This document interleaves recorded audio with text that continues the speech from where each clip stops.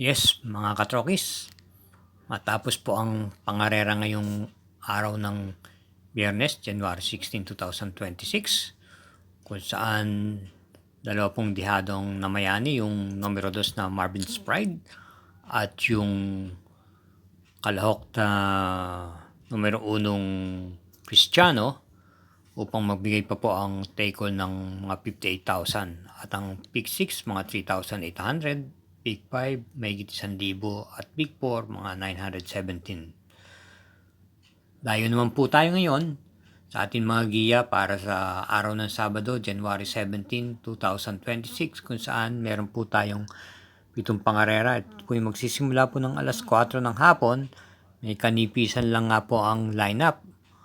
Halos mga hanggang 7 ng mga kalahok ang naka-iskrito.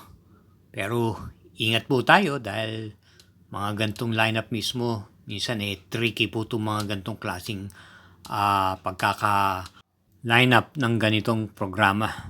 Di na rin po tayo magtatagal pa kaya tena po. Karera numero 1, may distansyang 1,300 meters.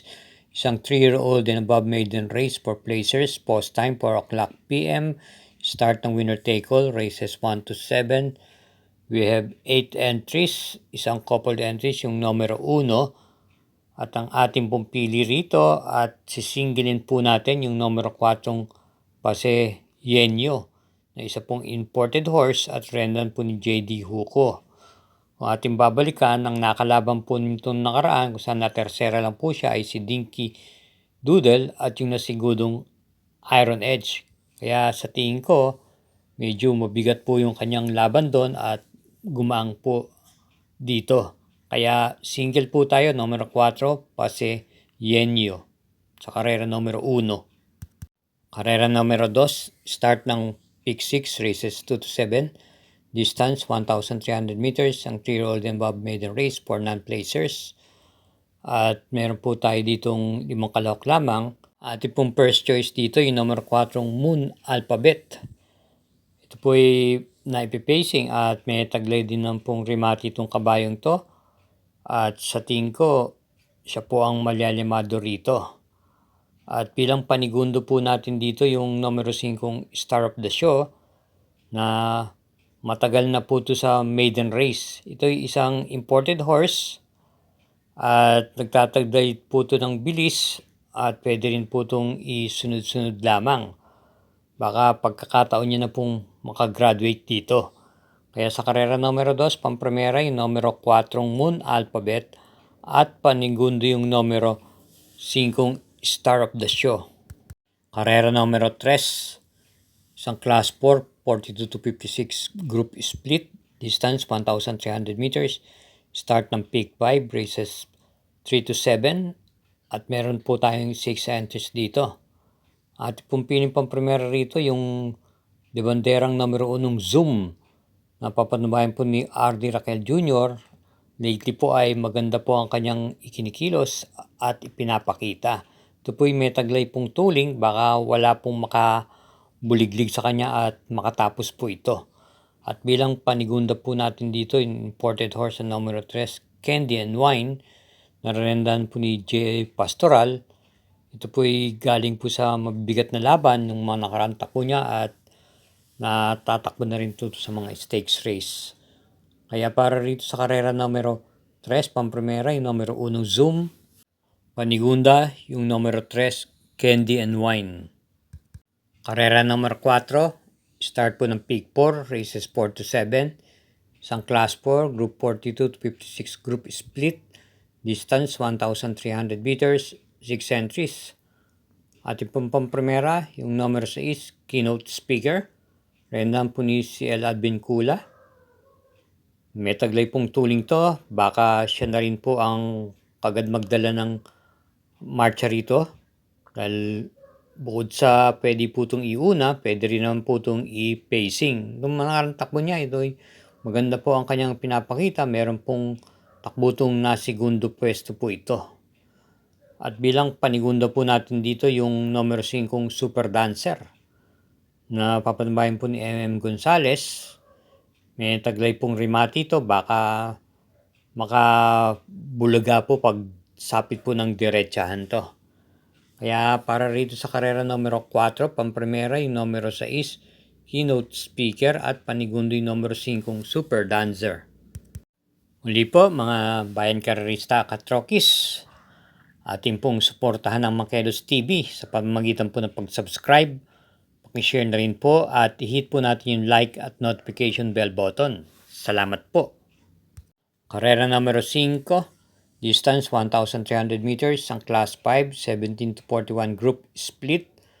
At meron po tayo ditong 8 entries but only 7 in the betting, isang coupled entries, yung numero 5. Bilang pamprimera po natin dito, yung numero 3, Old Forest. Ito po yung nagagamayan ni PGA Guse at yung mga nakaraan laban niya ay maganda na po rin ang kanyang itinatakbo. May taglay pong tuling to.